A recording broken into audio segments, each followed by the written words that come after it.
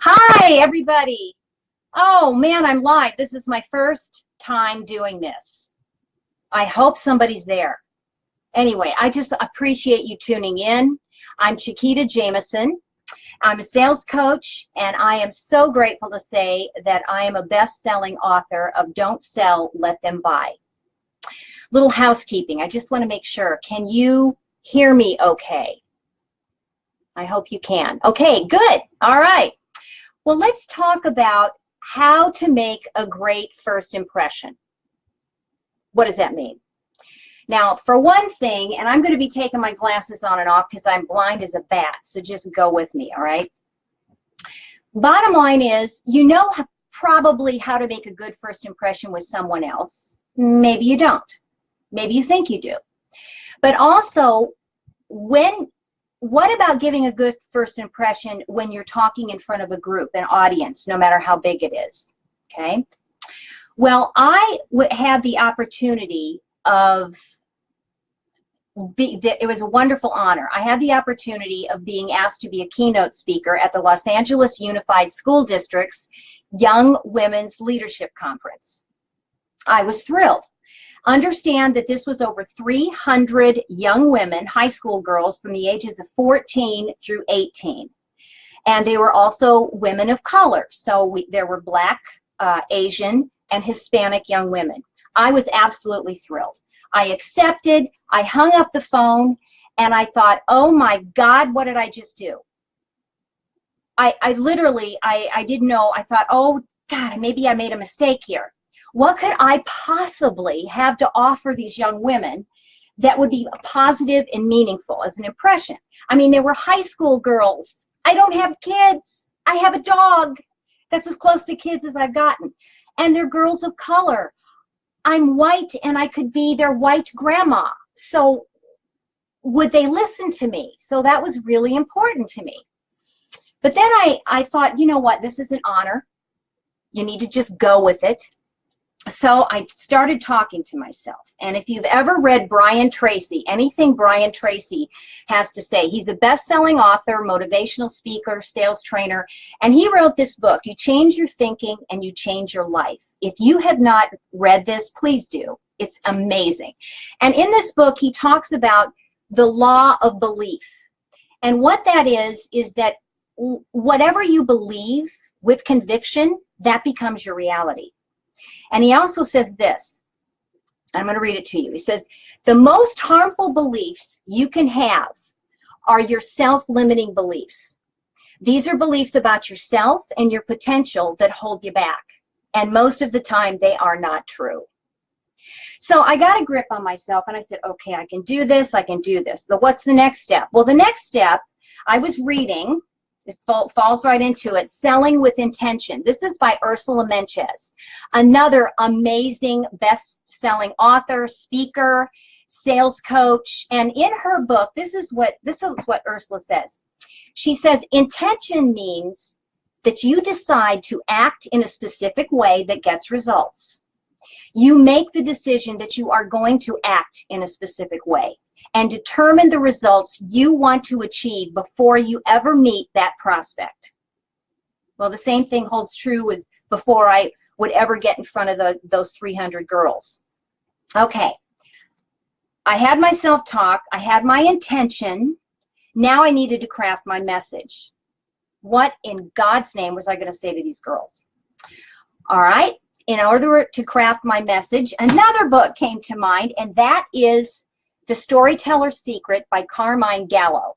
And it's From TED Speakers to Business Legends. Amazing book. And what Carmine basically says, he's an executive coach, best-selling author, keynote speaker, but this is what he says. Most speakers who must educate their audiences spend a majority of their presentations on what they think will win over their listeners, like facts and figures and data. And they actually give very little thought to how stories move people. And that's the key, move people. The world's most inspiring educators do just the opposite. They devote 65% of more of their content to stories that establish trust and build a deeper emotional relationship with their audience. And once they've connected That's when they can educate. Okay, so I thought, all right, I believe in myself. I can do this. I intend to deliver a message that will leave an impact. And I decided that my topic was going to be, for these young ladies, how a first impression can lead to a successful future. Because a lot of these girls are not college bound. So what can I do to help them? Well, in crafting my message, I needed to do 3 things. And please take notes. Number 1, when you craft a message for a group of people, I don't care if you're talking in front of the Chamber of Commerce, people in your office, if you have to deliver a message, you got to do 3 things. First of all, you have got to grab attention, number 1. Then you have to find a way to connect. And after you've done that, then you have earned the right to educate. And you've got their attention so that they hopefully will listen. Well, let me tell you what I did. I began my talk by using this great idea that I borrowed from my dear friend Terry Doherty. What an amazing woman. Everybody would love to have Terry for a friend. And she is a world-renowned hairstylist, designer, and creative advisor. And she is in front of thousands of women all the time, thousands of people all over the world. So I'm going to share with you Terry's idea that I used in front of these girls in the hope that you will have success and want to use it as well, okay? So this is what happened. I'm sitting in this humongous auditorium. The girls are screaming and carrying on and music's going, and now it's time for me to be introduced. So I'm introduced, and I walk up to the podium with this huge smile on my face. Here I am, white grandma, and I'm walking up, and I look to the group and just let them settle for a minute. And once all of their eyes, well, that's not true. You can't have all of their eyes when you have cell phones. So I had to compete with the cell phones. Okay. Well, this is what I do, and I want you to go with me, all right? What is this? Do you have an idea what this is? Somebody type it. I'm going to put my glasses on because I can't see anything. Anybody? What is this thing? Anybody know what it is? Right, it's paper. Right? It's a blank sheet of paper. Okay, good. All right, next what I do is I say, okay, what color is it? It's white. It's white, right? Okay, white. You sure? Are you positive it's white? All right, well then tell me, what do cows drink? Ah, you did the same thing. They do not drink milk. Cows drink water. How about that? You should have heard the girls. Terry, I got to thank you. That worked beautifully. You see, this is what happens. What happens is that when we meet somebody, we're so focused on, look at her teeth. Oh my God, I love her hair. Those shoes, I don't know where she got those. The bottom line is we are so wrapped up in the outside of the package that we're not connecting. We're not present. We're not focused. We hear a bunch of stuff, but we don't listen. Because when you listen, what happens is that you begin to actually listen to what they're saying. You put some thought into it before whatever comes out of your mouth so that it makes sense. So you can hear, but that doesn't mean you're listening. So I'm still standing up there, right? And now I've grabbed their attention, and they're still talking, oh, cows drink milk. Cows don't drink milk, they drink water, and blah, blah, blah, blah. It's great. Okay. Well, I'm still standing up there. So the next step is to connect. So this is what I do. I use Carmine Gallo's advice, and I tell a story. So I said, well, you know, ladies, just stick with me here because I'm going to share some information that could possibly change your life. But first, I want to share something with you. Believe it or not, I was a sophomore in high school too. Oh my God. Oh yeah, sure. Oh, no, I'm serious. I was high school. Now there were dinosaurs roaming the earth, but I was here. They had high school. So, but in high school, I got to tell you, way back in that time, that wasn't a happy time for me. Is it a happy time for you? Tell me. And of course, some would go, oh, well, no, you know, whatever. Well, let me tell you, my self-confidence was terrible. I didn't like the way I looked. I mean, my gosh, look at my arms. They're so long I can touch my knees. I turn sideways, I stick my tongue out, I look like a zipper. My pants never fit. They were always too short, and I just felt awful. I wouldn't even have a party because I was afraid nobody would show. Now, that's pretty bad. Now, girls, do any of you feel like this? Oh, yeah. Okay, got it. They agreed, they clapped, and then I said this. Now, let's talk about first impressions. I'm going to share with you a first impression that was so, how do I say it, that struck me in such a way that I still carry it with me. It's as if it already happened. It's still happening. Again, I was a sophomore in high school. Of course, now they're cheering. And I said, all right, it's about 10 o'clock in the morning. Everybody's in class. And I am just coming out of the restroom with this great big pink hall pass. Do you have those? Oh, you do. They still do that. Oh, my God. All right. Well, I'm walking down the hall, and I'm trying to get back to class. Nobody's in the hall, and all of a sudden, turning the corner is Jeff. My God. Jeff. Jeff was the guy that everybody wanted to go out with. Oh, he was the basketball player. He was like 6'2". He excelled in all of his classes. He was so nice. He was just the nicest guy. And Jeff is walking toward me. My hands begin to sweat, and I'm thinking, oh, that pink's going to get all over my hands. Stop that. I'm walking toward him, and I'm thinking, oh, my God, the dance. There's a dance next Saturday. You know how your mind gets going and everything your mind just picks up and you start chaining off into this weird thought process? Well, all of a sudden, I think, oh, my God, he's going to ask me to the dance. Oh, but then I got to go shopping. What am I going to wear? Oh, maybe Mom will take me to the mall. Mom doesn't like going to the mall. Oh, my God, he's getting closer. He asked me to prom. Next thing I know, we're going steady. He's coming closer to me. I'm coming closer to him. He looks at me, and he stops, and he says, hey, your zipper's down. Oh, my God. I'm telling you, you couldn't scrape me off the ground with a spatula. I was mortified. Of course, the girls are just screaming all over the place and laughing and feeling empathy. And I said, but I got to tell you, girls, to this day, I will not buy a pair of pants, dress pants, or jeans that doesn't have that little hole, you know, right at the top of the zipper, so you can stick a safety, one of those big safety pins you get at the dry cleaners. I stick that through there to hold my zipper up. That zipper ain't going down, let me tell you. To this day, I do that. Not only that, but when I go to the high school reunion, and trust me, I've had a lot of them, I can't be in the same room with that guy.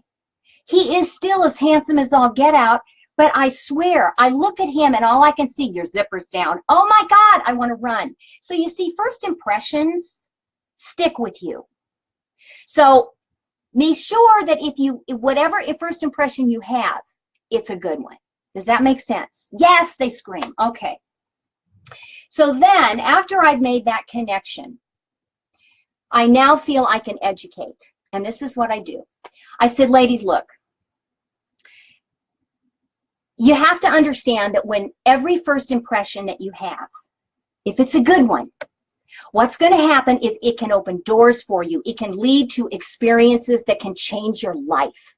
It can lead to meaningful, lasting relationships. And it can also lead to money, a good income. And I'm sure you all want that. Oh, yes, yes. Okay, but stop a minute and think about it. A bad impression can hold you back from accomplishing your dreams. It can cause you pain and heartache.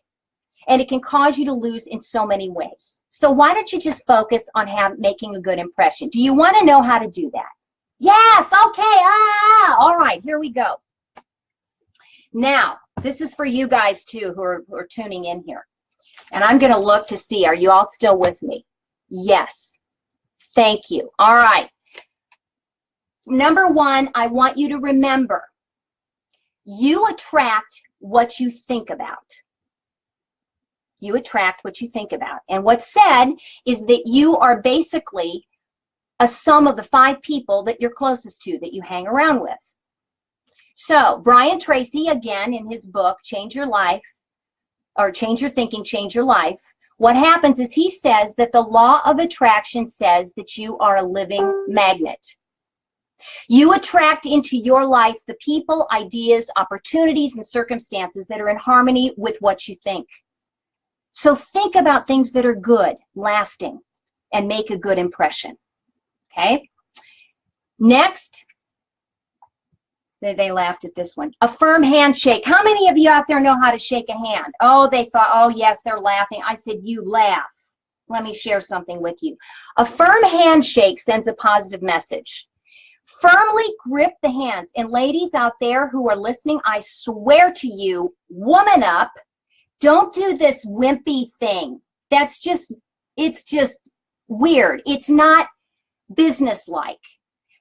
Take the hand, grip the hand of the person you're meeting, look them directly in the eyes, put a nice smile on your face, and firmly grip their hand, not in a death grip, but just shake their hand and look at them and give them warm, loving attention as if that you're generally happy to meet them.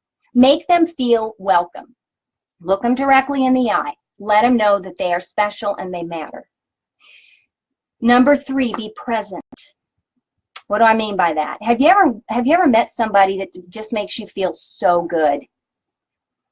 There's a couple people in my life, Janet, who I think is on here, Janet Wood and Jay Silverman. I've never met 2 more loving people that when you are the center of their conversation. That is how we should be, and that's what I strive to do.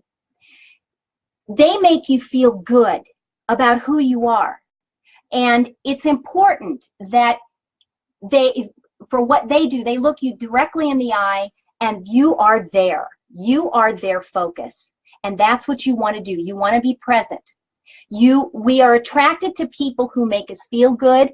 And I got to tell you, we're attracted to people that let us do the talking and be on the main stage. That's what Janet and Jay do. 4, listen to what people have to say. Really listen. Focus on what the other person is saying and genuinely listen. Listen shows that you care. Everyone wants to feel heard and important. 5, now here's one you might not think of. Look for ways to be of service.